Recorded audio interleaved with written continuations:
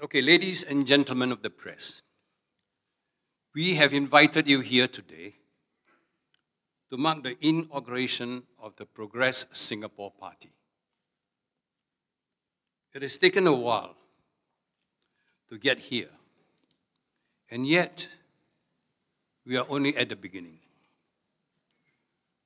Making the decision to set up a new political party in Singapore was not easy. In my many walkabouts, I spoke to many different Singaporeans. They expressed a desire to have a credible alternative to the current ruling party. They feel that the current system is imbalanced. Many are concerned that a government with an overwhelming majority in Parliament is going to fail to take in different perspectives, different ideas, and just push through their policies without due consideration of sentiments from the people and the longer-term consequences. I'm not a young man anymore. I'm 79 years old. Actually, I should be retired. After the last presidential election, I thought I should retire from politics and rest. Furthermore, I've already served in Parliament for 26 years as a Member of Parliament. And I've spent a great deal of my life in public office.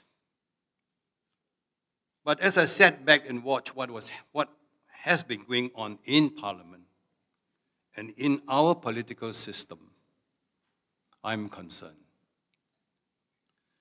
I believe that the processes of good governance have gone astray. I worry because I see the foundations of good governance eroding.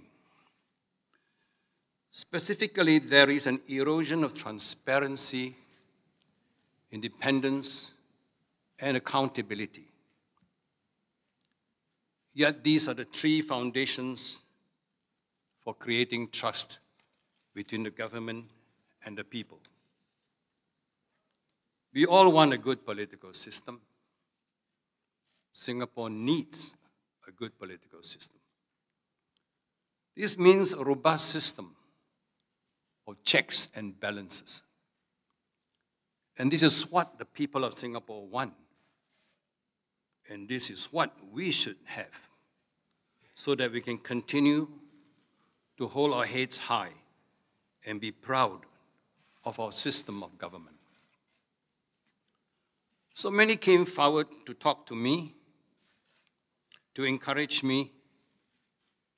They urged me not to go quietly into the night. They asked me to step up again, to try to rally those who want to serve Singapore, for the country and for the people. When I first was recruited into the PAP in 1979, Lee Kuan Yew said to me, "I'm not looking for yes men." That was because when I told him I was not enamored with the PAP then.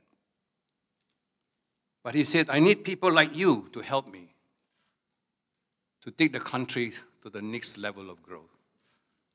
So I came forward to serve the country. So I put my country first, and I put the people at the front of everything I did. I did my job, keeping close to the ground always, close to the people. I felt it is my duty, and I hope others of the pioneer and Merdeka generations also feel this way, to want to do something for Singapore so that we can leave a better Singapore to our next generation. Progress Singapore Party puts Singapore and Singaporeans at its core. The people are the source of our strength and legitimacy for a party and any government. We want to offer the people of Singapore a unifying alternative. An alternative party that can put their confidence in, a party that brings positive politics to the political landscape in Singapore. What do I mean by positive politics? I mean a space where people can come forward to share and debate politics, opinions and ideas with respect to each other, despite a difference of views, without fear of being judged or shamed or other consequences that come from speaking a different point of view. Now, this takes courage, and it's not easy to do. As an MP, there have been several instances, several times, when I needed to take a stand which was unpopular. In 1999, when he wanted to bring in more foreign talent, I said, we are in a recession. We must make sure Singaporeans come first during this time. My party was very upset. And I remember George Yeo and later Lee Kuan Yew took me on this subject. They said I shouldn't think Singaporeans first. At that time I was confused, then what do I think? I have to think of Singaporeans first. I cannot think of the foreigners first then. Well, it was a long debate, and I'm sure you would have, if you have gone back to that time, you see that it was all over the papers on this particular subject. But I never changed. In Parliament, I once voted against all of them, despite the party whip, on the issue of nominated members of Parliament. I believe then, and I still believe now, the members of Parliament who vote on bills in the House must have the mandate of the people. They should not be chosen by a committee. So I took a stand. It seemed to me that party interest was put above national interest. But I was the lone voice, and it isn't enough to be the lone voice inside the PAP. My party and I are working hard to bring change to the political landscape. But we cannot bring about change without the support of many others. Since opening up our party membership, I have been so happy and encouraged to see so many come forward to join us and support us. Brave men and women like these beside me. As you'll be able to see on our website, many of our CEC members come from the grassroots. We value a good mix of people, a wide variety. I can tell you the people who will run as our candidates will be a very mixed bag.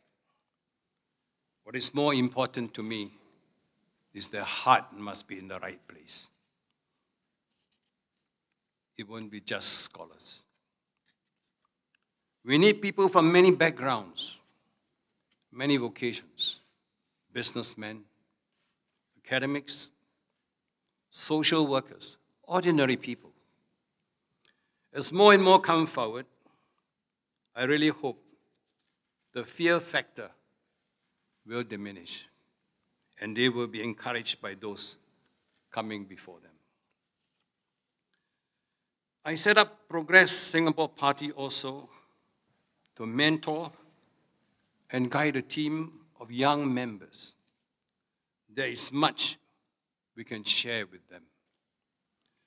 We have seen firsthand the values and ethos of our first generation PAP leaders. These were what they convinced us to join the PAP in the first place. Country first, always. I want to encourage and nurture that same spirit of selflessness and public service which I see in our younger members, and guide them to approach public service in a practical and pragmatic manner with a longer-term view. We will not choose immediate economic gains, but aim instead for longer sustainability. I will share with my team what I've learned in my 26 years in Parliament, and also everything I learned, including the running of town councils, a community development council, the feedback unit, the things I was involved in that built up trust between the government and the people. But while my team and I have many years of experience, we will remain open to new ideas and welcome new contributions, because that is the way of progress. Over the years, inequality has grown and we have become more polarized. We need to bridge that divide. I want PSP to serve as a unifying catalyst, to bring people together from all corners of society, working towards a better system for Singapore, united by a common cause, the love of our country,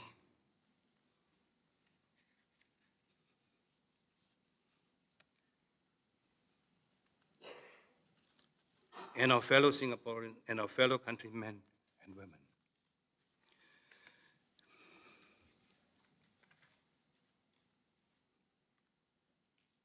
It is going to be difficult and take much time and effort. And many patriotic people to make this happen. We need to build up strength and capabilities. We need to expand our reach and support. We need more Singaporeans to come help us. So we're holding a party launch on the 3rd August to tell more Singaporeans about our Progress Singapore Party and to appeal to them to join us in our quest for a better and stronger Singapore. It was encouraging to us that all tickets to our launch were snapped up within hours of our announcement. It demonstrates the level of interest and hunger Singaporeans have for change and for progress. Together we'll press for progress with you. Progress of the many, not the few. Dr. Tan Cheng Bock from the Straits Times. You spoke a bit about your candidates. Could you share more details about your recruitment of potential candidates? How many you think as of now you can fill at least, and of course pending the other further recruitment efforts. And also, could you share whether whether Mr. Lee Hsien Yang is in the mix and why not? Thanks. I think that question has two parts. You asked me for the recruitment of my candidates. I think I've been going around. Many people have approached me, offered their services to me. So I will assess them very carefully. Some also from all former candidates from other parties. But it doesn't matter, because so long as I assess that they have their heart is in the right place, I will pick them. To tell you the numbers of how many candidates I have, I'm sorry I can't tell you, because I'll wait till nomination day. As for Lee Hsien Yang, I think Lee Hsien Yang and I, we are good friends. And yeah, I think you all have seen him walking around with me. And I must say that if he wants to join me, he's always free to join me, as long as he must adhere to my PSP terms. Because many people would have thought that he's coming to join me because of his own personal agenda. He must make it clear what is his personal agenda and what is our PSP stand for. And I'm very clear about that, and he knows. So if he ever joins, he must join on my terms. Yes. Those of you who want to raise the questions, we've got two people with microphones. Hi, Dr. Tan. Grace Yeo from Rice Media here. This is the first general elections that Gen Z will be voting. So do you have a sense of the specific issues that they are concerned about and any tangible steps to address these issues? Yes, I think we all know all the issues now facing many Singaporeans. I think we would like to express all these issues at the launch. But, so if you go to the launch, we give you all more details. But you must bear in mind, of course, we will know currently what's our concerns of many Singaporeans, like the CPF, the housing, and the economy, and so on. We will address all this at the launch. This in about a week's time. Okay, on the foreign talent issue, I am not against foreign talent, but I am definitely against the manner in which we recruited foreign talent in the past.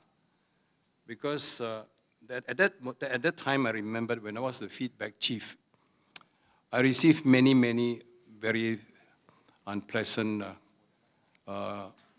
comments from the public about how the recruitment has actually hurt the Singaporeans get jobs. For example, I think there's one arrangement that we have with India where we allow 127 professionals to come to Singapore without any quota. And I think that is going to affect our professionals, those who are involved in those that have jobs. And I would like to review all this because I think that will affect, that is very important. I think that should be looked into. I'm not against foreign talent. Those who are very good, I welcome them. But what I want to impress upon you is that I cannot just accept any foreign talent. So the criteria must change. And we want to look into the criteria and make sure that when those who are brought in, those who want to come to help our country's economy, they're welcome, but they must have their qualifications. The other one was?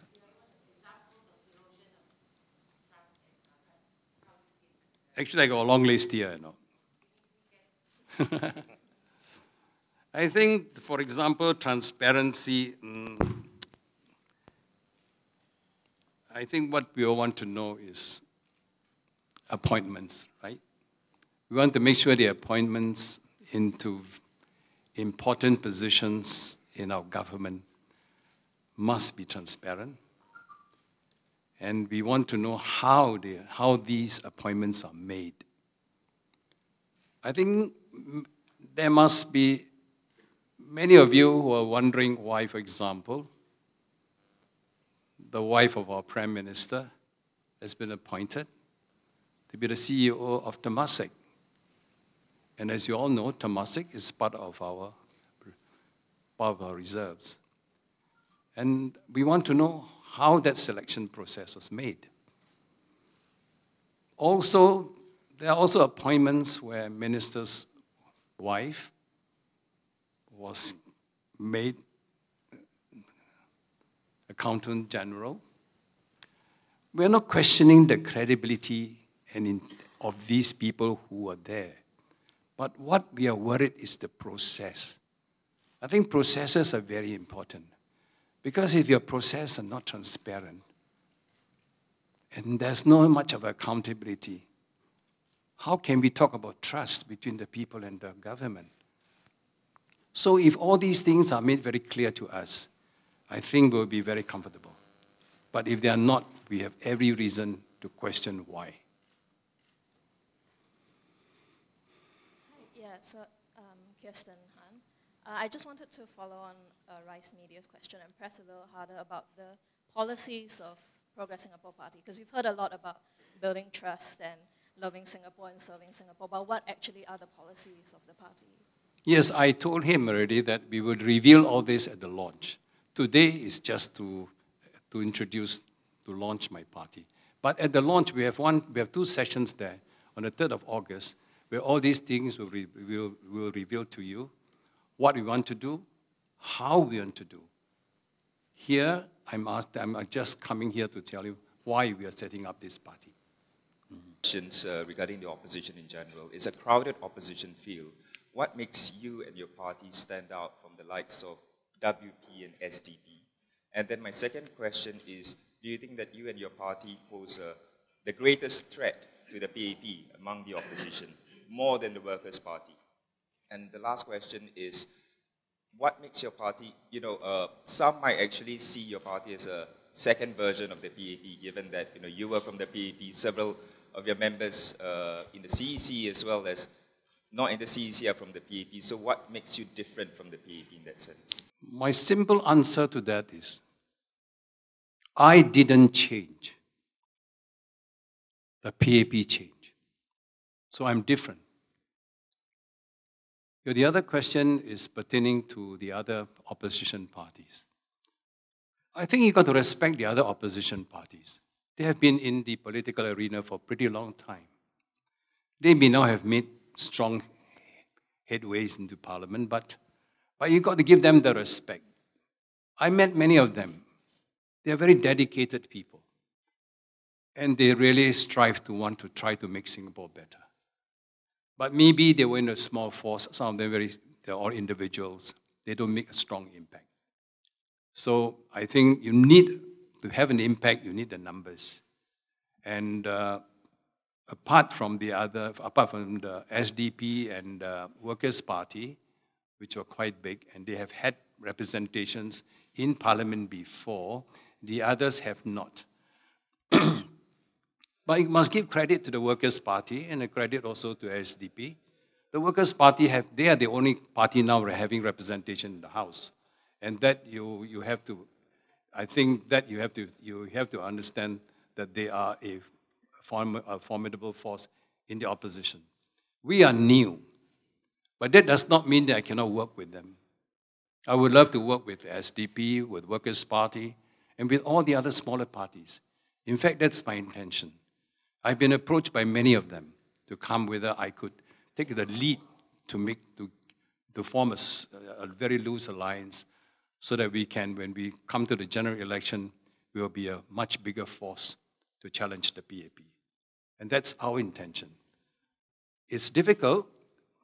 There's a lot of personalities involved, but it's not impossible. I think I hope that I can convince all of them to come together. Okay? And does your party pose the greatest threat compared to the other opposition parties? No, I don't want to be. I think we started, we are young, but gathering, I think we will be a little bit of a worry for the PAP, but I wouldn't say I'm a big threat yet. I think closer to the elections, when my force grow, I hope, when more and more come to join me, when you ask me that question at nomination day, maybe I can give you a better answer. And what about being seen as, another version of the PAP, given your background and the background of your members? No, I think we are not another version of the PAP. We are the PSP. And we will definitely let the Singaporeans fully understand the difference the difference between us and the PAP. So be a little bit patient. On the 3rd of August, we will let you know. Hi, Dr. Tan. Nicholas from Yahoo. Yes. So following up on Farid's question about the crowded opposition field, I think there was a recent analysis that said there's as many as 10 parties will be contesting the next elections. And you just mentioned the thing that you were approached to form an opposition alliance. Wouldn't the opposition in Singapore have been better served by you becoming the leader of the alliance rather than forming your own party, given that it's such a fractured scene? I think each of the political parties I met, they have got their own organizational structure. So I personally don't like to disturb their organizational structure. I let them run, and sometimes it can be quite, if you just want to push your way in and want to take over control of all these parties, I think it's not my style. I believe I win you through negotiations and understanding of the bigger picture for Singapore. And I think I've managed to win many of them around now. And we have had discussions too. So I guess the picture will be clearer as we draw nearer to the GE. I think most of them are quite, when I talk to them, most of them, all the leaders of the other parties, we understand each other. We know each other pretty well now. We have been talking and talking, so I can quite confidently say that I know them like, very personal level. So we might come to some understanding. Hi, Dr. Tan. Where are you from? Here. Fatin from Reuters. Just wondering, with the alliance that you're talking about, what is the progress of forming the alliance right now? And what's stopping from the alliance from happening? And also, secondly, I know you don't want to talk about policies right now, but are there specific PAP policies that you want to reverse, like 377A or the fake news law that just came out? Yes, all this we'll definitely look into, but as I said, at the launch, we will give you more details. You asked for the, what is actually the level of discussion that I have with the other political parties. I must say I met them many, many times already, okay? I can't tell you more. I think this is a little bit sensitive. Are there like one or two policies you want to reverse or repeal? Of course, we will. As I said, at the launch, when you ask us, we will let you know. Yes, Jane from Sabah here. So I have 3 questions. First question is, previously it was reported that PSP intends to contest in 8 constituencies in the West, 3 GRCs and 5 SMCs. Can we confirm if that is your plan? Second question is, there have been comments that your CEC members are from a certain demographic. Most of them are age above 50. And also, some of them come from other political parties. So our question is,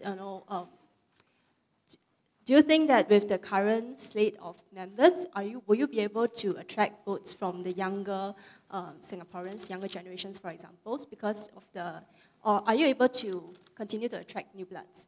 And the third question is, there have also been comments that this party is, there's a very strong Dr. Tan name tied to the party. How do you intend to counter that? Yeah. You have so many questions. I hope you are taking them. Now, your first question is quite interesting.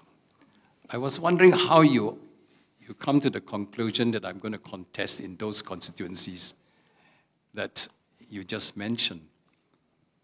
Now, we never formed that party until now, so we have no idea where that information came from, that I'm going to contest in West Coast or where. No. I would say that this is false news. Fake news, is it? Okay, fake news. No, we've never, I think that's all speculation, that I go to West Coast because I started from the West Coast. Of course, West Coast is my home area, but that doesn't mean that I'm going to go there, okay? The other question is whether all my members are very old. You look among yourself here, I don't think they're that old. I think, you see, he's only 39, and I've got a few very, very young, but they won't be appearing to show themselves now. But the important thing is that it's not the age, For example, if they are all thinking about helping me, looking after this country well, and I see that they are quite qualified, no matter how young or how old, I'll take them. Because it's the important thing, as I say, if the heart is in the right place, if they want to help me to make this change in Singapore, it doesn't matter. I'm the oldest. There's nobody older than me. I'm 79, okay? The rest, I consider them young. This is active aging for me. You all must understand. Don't look at the age. My good friend Mahathir is 94. So they always he's now like everybody must reach that age or something. Okay, so I will let you know. You will see them as we draw nearer to GE, that actually there are also many young people. But these old people, you call them older chaps who come and join me, I think they are showing to the younger people not to be afraid, that they should come forward. And they are what I call They will set those examples of not being too fearful when you come forward. Many Singaporeans are so frightened to be associated with me in the early days because they think, because I've gone to the opposition, I represent something that is, they are so frightened to associate with. But I must say that now is different. Many of them have come to talk to me now. The fear factor is less, and that is very important. So I think you will see the younger batch coming soon, okay? So don't think that my party is just old men and old women. No.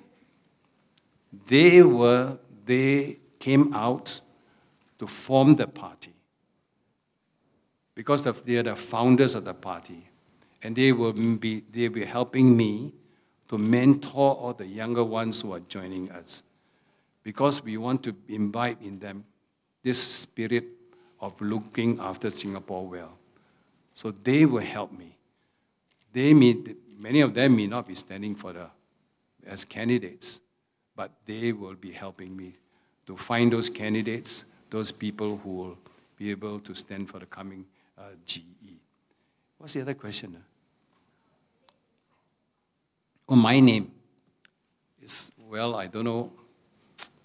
I suppose, yeah, there's some truth in it.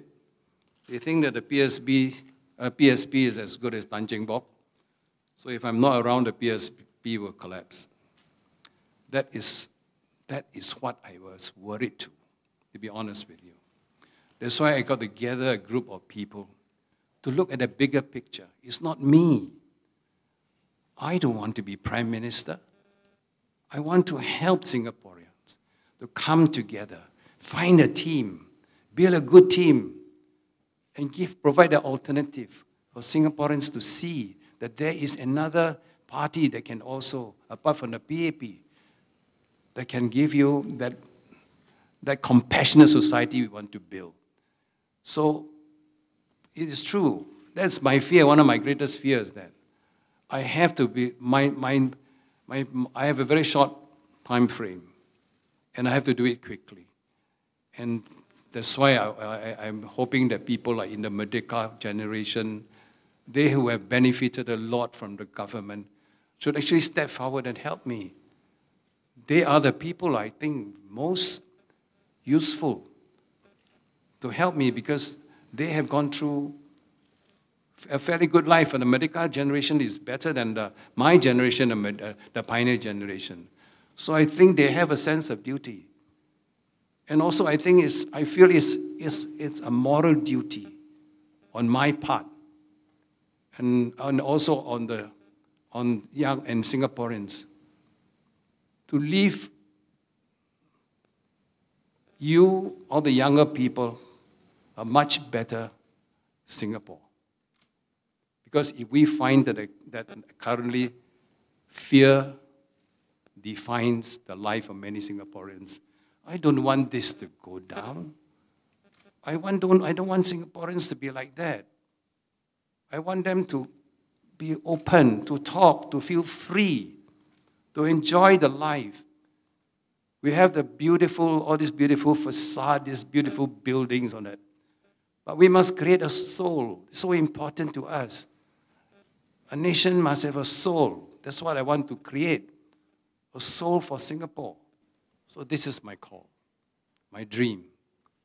So I'm actually appealing to all of you, young and old and middle-aged.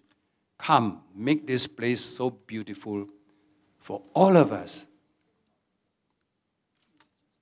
Yes.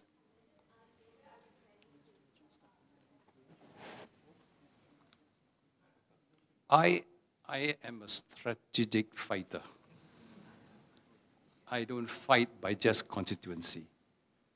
I plan carefully. So I will give you the answer on nomination day again. Yes. From what I'm hearing you say, it seems to me that your the party is doing for some kind of regime change rather than a more limited Workers' Party model of being a check on Parliament. Am I correct to say that? And secondly, what would you say to people who call you a PAP traitor? Thanks. Oh, that's a label they will label on me. And it's true, I remembered at the presidential election, I was called a traitor. But it was very sad. Because I wanted to do for you people. And I cannot seek permission from my party to become a presidential candidate. What would you all think of me as your president? You should be ashamed of me if I get elected. Do you want me to get permission from the PAP to be a presidential candidate? I think it's terrible. I wouldn't want to do that. But that is, of course, they label me as a traitor. But frankly speaking, if I'm a traitor, I would have joined the Workers' Party, right? I would have joined Workers or SDP or all the opposition party, but I didn't. So I hope that label is not fair to throw that label at me. The other question is that I believe when I form a political party, it's not just to be in opposition all the time. A day will come when this party grows and this party goes into parliament, reveal their strength. Let Singaporeans judge them, whether they are capable of forming the next government. And that should be what we all should do as a political party. I don't want just to be an opposition all my life. And I have to train them because it doesn't mean that the PAP has the prerogative to rule all the time. So that is the intention of me setting up this party, to train first, to let you all judge them when they're in parliament, whether they are capable or not. If they're not capable, throw them out again, and then find another party. But I will hope that the team that I'm setting up will be good men and women, will go there and show to the world that this group of young people, this group of new Singaporeans have new objectives and are very capable. Yes. Stefania Palma from the Financial Times. Okay. What is your position on the online falsehoods law? Are you in favor of it? Do you support it? Of course I don't support it. I think that is, to me, honestly, I didn't want to answer this. I wanted to push it again to the launch. But having said that, I'm also very concerned about this law because I worry it might affect, it might be used during this general election, and we might have our websites all closed down, and then we will be in trouble, you see? Because usually, we have 8 or 9 days only, our general elections only 8 or 9 days, 9-day period. If anything happened on the first day, I have no recourse, until later. I cannot even, defend myself, because you got to wait a certain period to appeal. So that is my concern. I hope it don't happen. If there's a GE fight, let's all be honorable people. Let's fight fairly. Okay?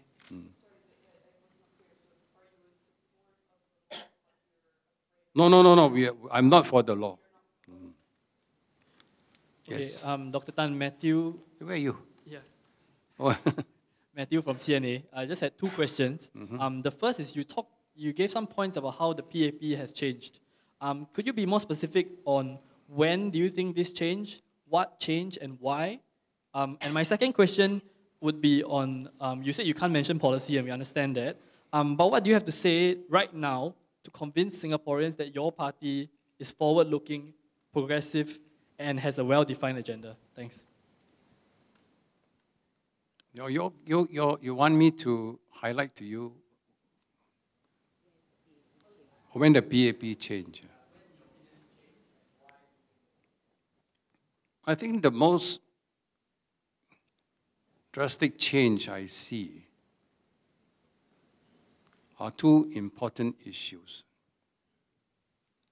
They have very serious effect on the Singapore politics.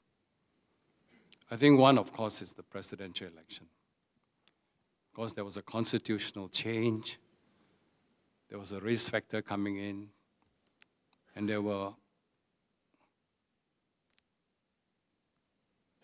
these were the very important changes. And I think 38 Oxley Rice issue also is Oxley Road issue also important because it shows that Parliament has been used in the wrong way. Parliament is to set laws, the rules for the country, laws for, and changes, constitutional changes for the country. But when you use Parliament as a place where you debate your family issues, to me that is not correct. Then when Parliament refuses to answer questions from the opposition and push that question to the courts to decide, it is wrong again. Parliament must answer all questions from members of Parliament. You cannot push it to the courts for a decision, for an answer. And to me, when I saw this happening, I sensed that something is wrong. We are not doing things correctly. There are many other issues, but I think I don't want to bring out now. But these are the two that is currently in my mind. Yes.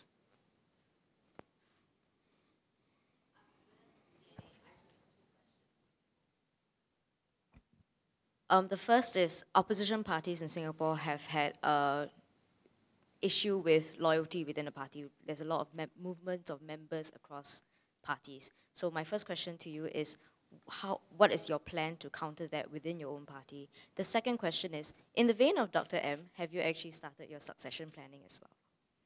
Yes, I just told you I started my succession planning already. I think that's an important question because as I said, I don't want the party to depend only on me. I'm actually looking for this younger team to come to take over the moment I find that it is quite stabilized. I won't tell you the details because that is still ongoing. Now, as for the dissension, is it in all the political parties?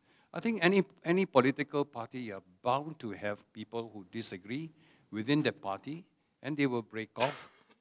So I take it as quite normal, and I'm not at all disturbed at all. Even if my PSP, one day when it grows big, there'll be infighting, you've got to accept that. That is a political party. Everywhere, the whole world is the same. It's how you contain it. Okay?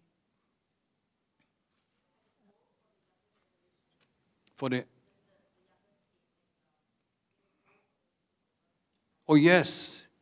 First, we have to clear this general election first. Then from the general election, if some of them get elected, we have to assess among them who can actually go further in the political career. That would be, we have to see. Because this question asked me, it is not, we are not in that position yet. You got to get those people elected, watch their performance in Parliament, how they fare, and then also how my party will grow. Because my party is only new, but so I'm setting up the whole structure. Once the structure is very well firm, I know who will be the important people that will take this party forward. And that will depend on the quality of people I find now. Hi, Dr. Tan. I'm Yuan Si from the Straits Times. Where? Oh. Yeah. I'm Yuan Si from the Straits Times. I have two questions for you. One, on the Loose Alliance, I understand you cannot talk more about your talks with the other parties, but can you tell us at least what the PSP is willing to do to work with the other parties? Like, for example, are you willing to negotiate to avoid three-cornered fights? And then my second question is, there's also a narrative out there that you are doing all this because you are bitter about the presidential election. So maybe can you tell us a bit more about why you decided to start the party now, since you have noticed the erosion in the foundations of good governance for some time already? That's a good question. I think I've resolved the presidential election. I don't know whether you people have resolved, because many of you are always asking me whether about this presidential election. To me, I put it aside already. Because you cannot just live just on what you have done in the past alone. You got to look forward. My reason for entering the for joining the presidential election was to do something for you people.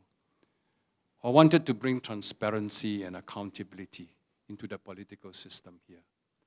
So I thought if I'm a president, I can have access to appointments of important people in the government. I want to make sure they are done properly. Then I will have access to what the reserves is like. Because that is the concern of many Singaporeans. What is happening to our reserves? So that's the reason why I entered the presidential election. These are, to me, very important fundamental presidential requirements, and I wanted to fulfill that.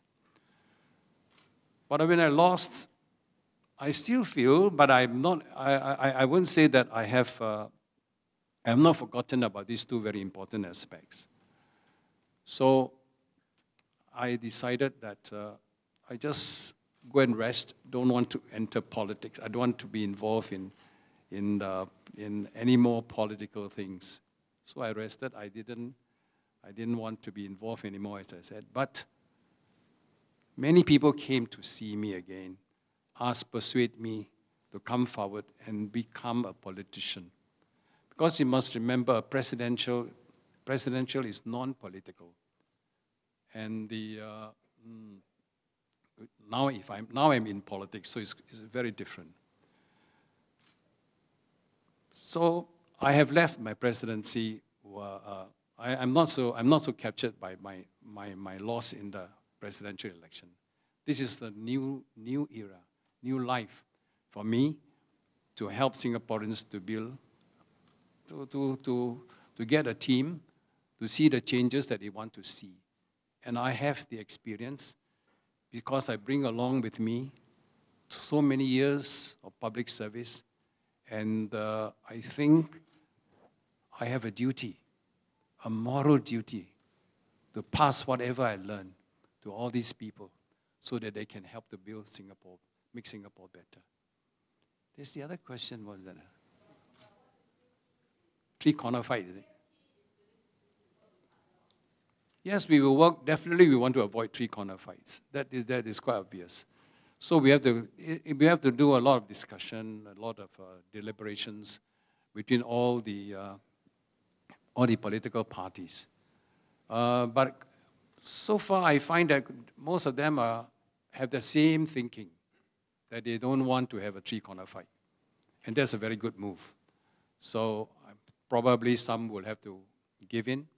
Some who want to be candidate may have to move out if there's a better candidate there. So that is uppermost in our mind. We won't want to have a three-corner fight. Hi, Dr. Tan. This is Mayuko from Nikkei.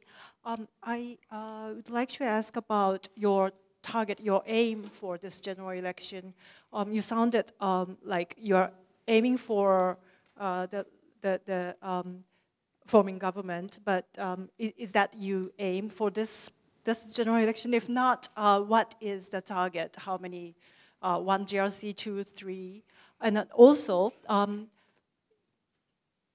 did the situation in Malaysia, that long-standing government being toppled by the opposition last year, and 94 years old Prime Minister being the Prime Minister, did it inspire you in any way to do this?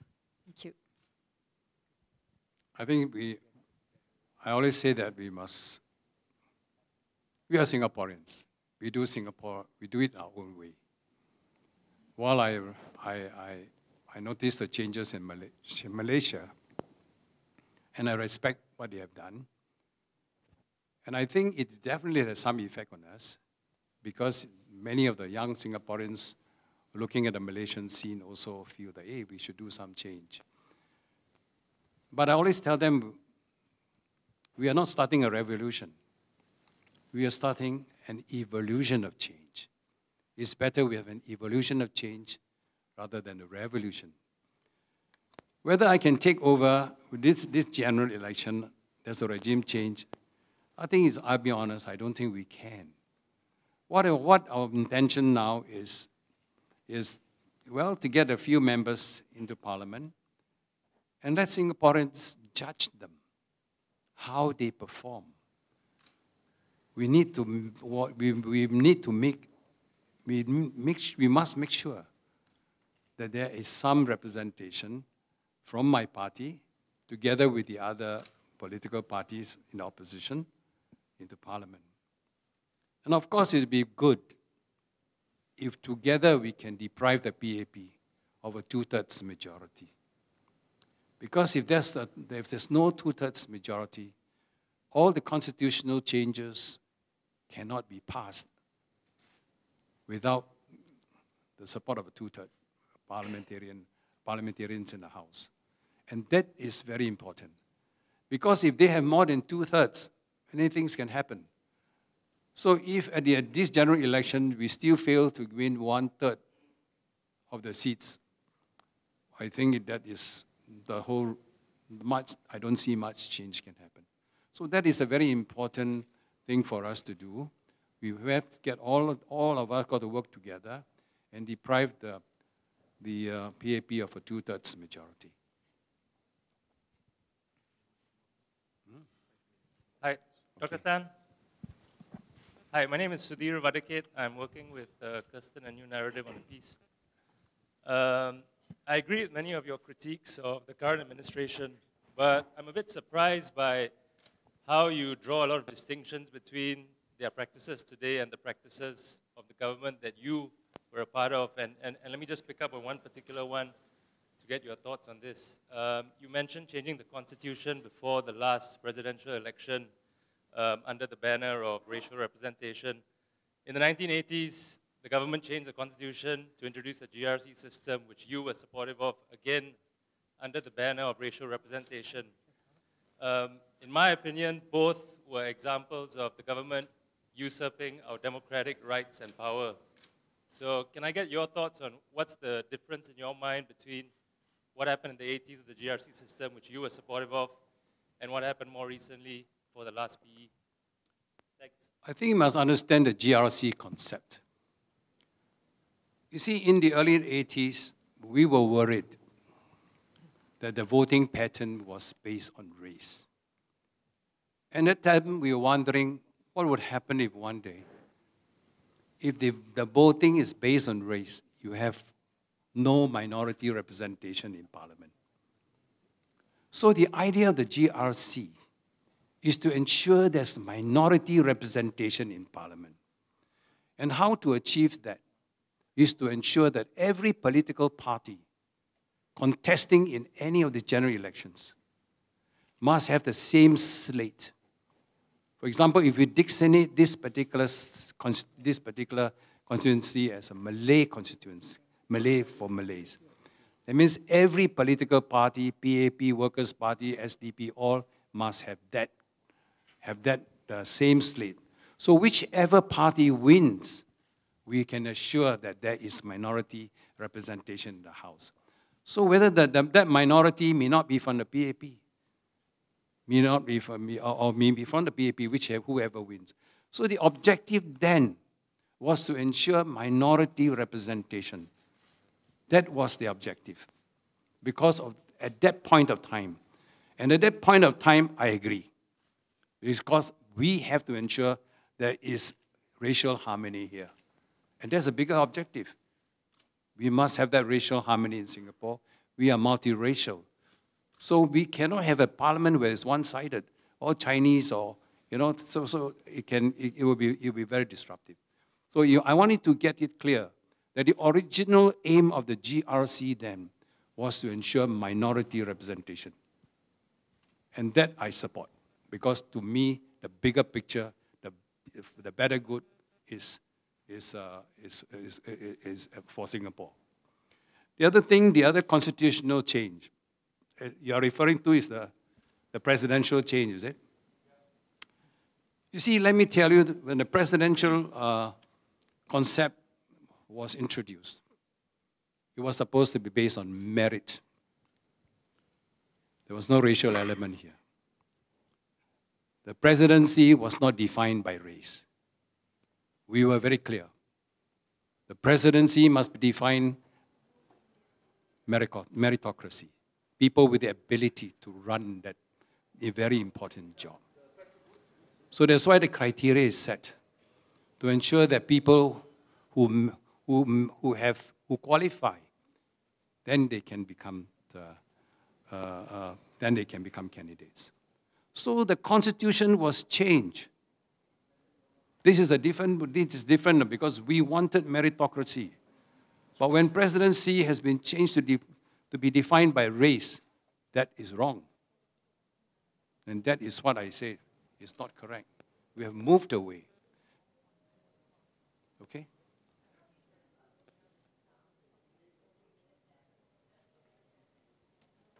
Yes, I'm not captured by what I believed in the past all the time, because times have changed. And if GRC need to be changed, well, we have a debate on it. And if I think that it is not in the interest of Singapore, we will have to change. We cannot be just so strict, and because we thought that was the right way, we never change. So if GRC need to be changed, yes, we will change. Maybe all singles is also very good. We go back to the old system. But only if I feel that our multiracial composition is not affected. Because to me, that is the bigger picture. The bigger picture, we must have all races happy. We cannot just forego that and just think of other matters. Okay? Hi, Dr. Tan.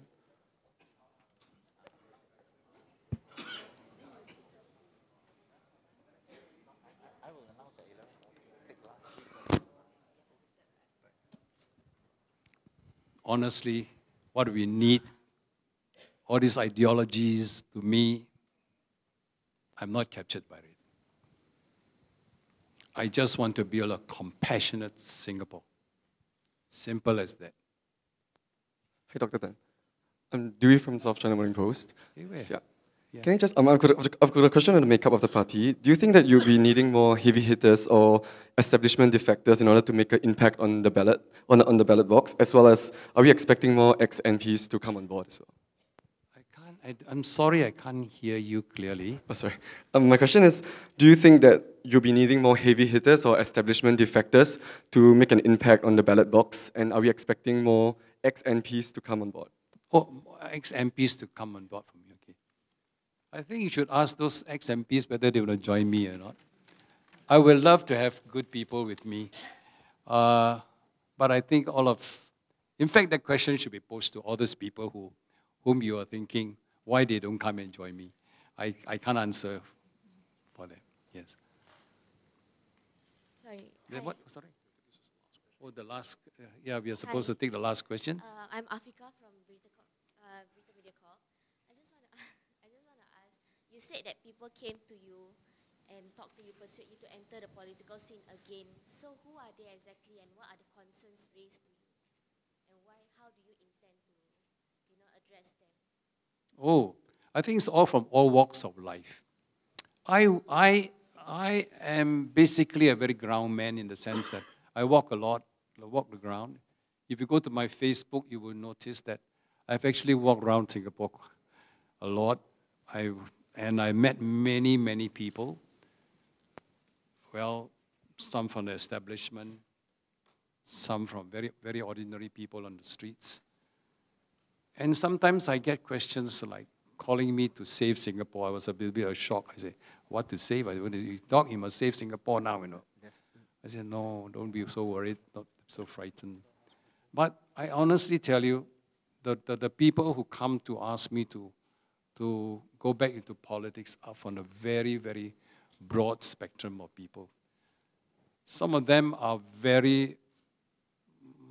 also in the government, my old friends, but they express that they are not willing to come out now because they were involved still in the government, so they don't want to come out. Then there are also people in in the private sector, some of them very big people also. So if you ask me that question, actually, it's a big spectrum of people who come and see me, especially when you walk about, people stop you, and they'll just ask you, Doc, you mustn't retire, you must come and do something for the country. So it's if you ask me that, it's really a very, it's wide-ranging people, a wide-ranging number of people come and see me. Okay, ladies and gentlemen, thank you so much for your participation. We have only about 10 minutes left, so if you don't mind, we'll cut it short in about 10 minutes time, okay? So we'll continue taking your questions now. So you mentioned earlier, it's just an expansion of the very first question that was asked. So you mentioned earlier that you're open to Lee Hsien Yang joining, right? If he's in the right frame of mind. Actually, when you went on your walkabouts, everybody were excited. Could you give us an assessment of what kind of politician he could be if he ever, come on board? That question I think you shouldn't ask me that question, right? It wouldn't be. I never talk about people in the public. I think that's not fair. But you look at Hsien Yang, I think he's quite willing to walk the ground with me. So it's all depend on his commitment. And you see, politicians, you all have to judge him. The manner he conducts himself, when he meets people, how does he react? You all have seen him, right? So I think I honestly, if his philosophy is the same as mine, and he doesn't allow his personal agenda to come into my PSP, I'm prepared to take him. Okay?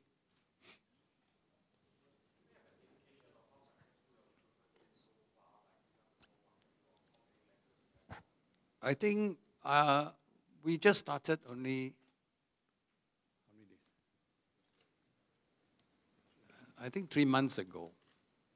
And we have a couple of hundred people. I can't tell you the exact number. But it's a good start. We've got many, many volunteers. Yeah. But it's growing because I can see that after my last Facebook posting, there were so many inquiries, and we sent out many forms. So it's still too early. We feel that the force is gathering. The numbers are coming, and we're quite cheered by it. And we will still continue to recruit as many as we can. Because this is not my one-man project. It's the whole team's project. Yeah. Yes. Hi, Dr. Tan. I'm Jolene from Shimin. Sorry, I understand you need some time to build your team, but is it possible if you can introduce your 12 founding members of the party today? Oh, it will be in the website already. It's already in the website, okay, so you can see all of them. Yes.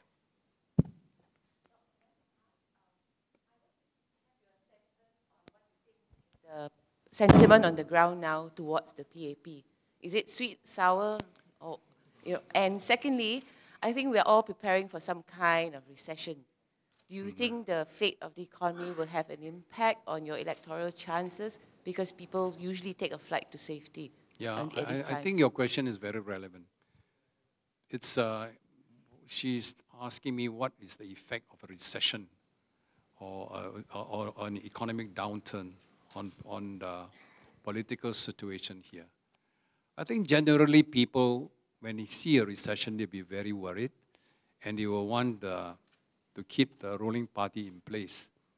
So when people like us, new members, new political party coming into the political arena at that point of time, we may face a little bit of a problem. But I guess I wouldn't be deterred by it. I know that is. We will put up a program to tell them what we will want to do in the event of a recession. And we won't want to reveal to you now. Honestly, we took that question, that one into consideration when we were looking at the economy. So that one, you can be assured that we won't just let it pass by. We will really look into it very seriously. Hi, Dr. Tan. There's another thing you said. What is Oh, you asked me sweet or sour. I got no choice, either sweet or sour, right? So I would say sour, right? Yeah, last question. Okay, Dr. Tan, just Where? a question I cannot on see, you know. here. Where? Directly in front. Okay. Yeah, hi. So just to follow up on your event, launch event for the Yeah. public on 3rd August, right? So you mentioned that some of the policies will be reviewed at the event. So can Not you exactly all the policies. Okay, so can you sort of share what are some of the policies that we can expect to see being unveiled, and who came up with the formulation of these said policies? I think you're very persistent. And I have to give you the same answer. And that is, we will not reveal all. That is a strategy. If I tell the whole world what I want to do, the PAP will know everything. So I have to keep some issues close to my heart. And we will reveal it as close when the GE comes. But at the launch, we'll give you a broad picture of what we intend to do. But we won't be so specifically clear as to the issues that we will be bringing up. Dr. Tan, Daud Yusuf from MediaCorp. Singapore is a multiracial country, so I would like to ask you, what are among the minority community issues that your party will be fighting for, and what are the proportion of minority candidates or members, rather than candidates, members that your party has garnered so far? I never make distinction between races when I put up policy. I think whatever policy we craft must be serving all. It cannot be so specific. But of course, we also understand the needs of certain minority communities that we will have to address. I wouldn't want to say that I have to do specifically for that community at this moment, because can you imagine what the other communities will be thinking? Tan Cheng Bock only concentrating on, say, a particular community. No. We look after all Singaporeans, irrespective of race. So whatever policy we craft must benefit all. Cannot only benefit a small, a minority community. But those minorities, we will have to look at a different perspective, different way. Yes, I want to thank all of you for attending my press conference. I hope you have a better picture of what PSP wants to do. It's a very long journey for us, but we will take this journey carefully and map out what we want to do and what we hope we can do for Singapore. Thank you very much. Thank you all, ladies and gentlemen.